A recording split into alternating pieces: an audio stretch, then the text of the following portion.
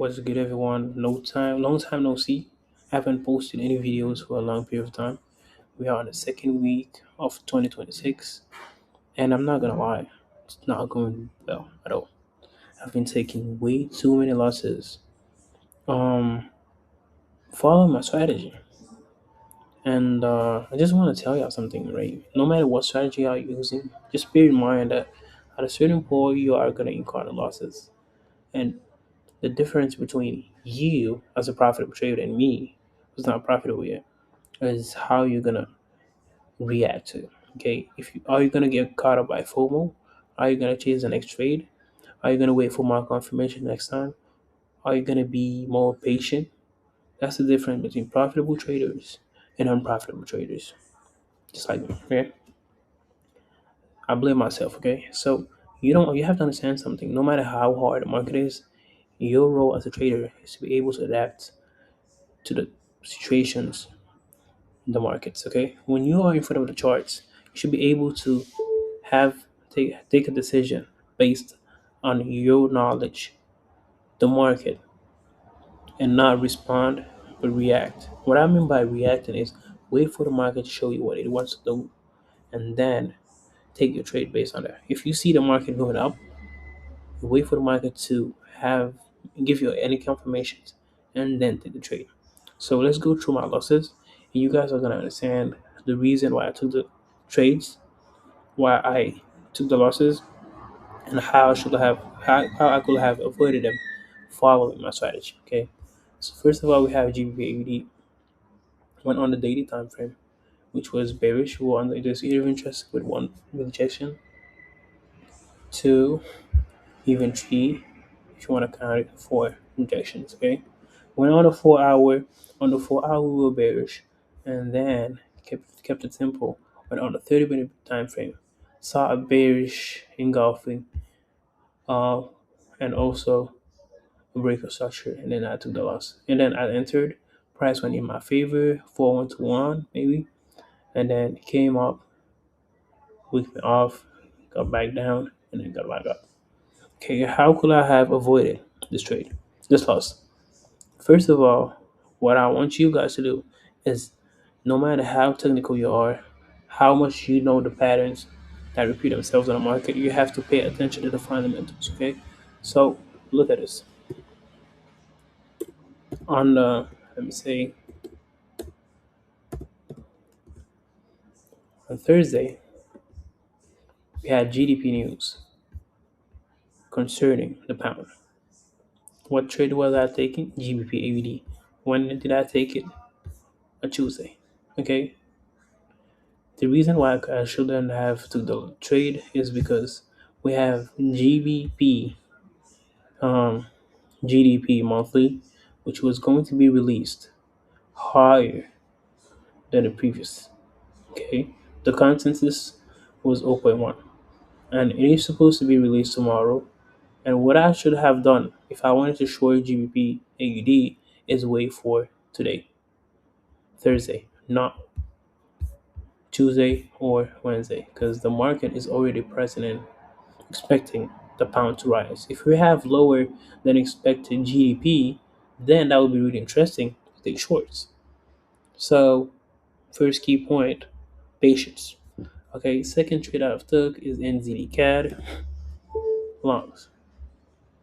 Okay, this was my previous area of interest. I was aiming for. I saw this level right here, which was pretty much respected by the market. Just do it. This, but there were not multiple rejection on the area of interest right here. Okay, so this was a level right here. One touch, two, three, even yeah, something like that. Okay, we have two touches. So the first turn off for taking the trades was because we did not have enough touches of the area of interest. Multiple rejection. We had only two clear rejections. So I shouldn't have took the trade just because we had two rejections. So this was not a valid area of interest. Okay, never mind. Went on the 4 hour, waited for a retest. Okay, outside this level, which was we respected on the 4 hour, and then went on a 15-minute time frame after the release of the news. Saw this, breakup structure on the 15 minutes with a bullish engulfing, and then I entered. Why shouldn't I have entered? Pretty simple. I should have waited for more confirmation. When I enter a trade now, I want to enter a trade of a breakup structure either on the 30-minute or the 1 hour. Both of those, not a 15-minute, because a lot of time the 15-minute time frame is just noise. There's no clear move usually on a 15-minute time frame. That's why you saw this. It was pretty much a fake out, and then it came back, touched my sell. You know, even when you go to the 30-minute time frame, the the trend was bearish. Okay, a series of high lows, and then we broke under a series of low lows and low highs. Okay, and if you look at the 30-minute time frame here, this candle right here, you see this rejection. Regardless of the fact that it is bullish, you see the rejection of this area of interest right here. Okay, this small area of interest. So I shouldn't have entered. Second reason for for me taking a loss is not waiting for enough confirmation. Okay, and then we have USD CAD. This one I think was a great trade. The only reason why I took a loss because my SL was not well placed. Okay, I entered off this right here, 30-minute bullish engulfing. Okay, during the New York session, I entered. My stop loss was too close, so eventually I took a loss. There you go, pretty simple. So stop loss placement, FOMO, not waiting for enough confirmation, and not looking at news that are going to be released. You need to pay attention to news, even if you don't know a lot about news. Be careful with the news that have let me see, that have the red boxes and the orange boxes. Those are the most important news, and those are the ones that really move the market a lot.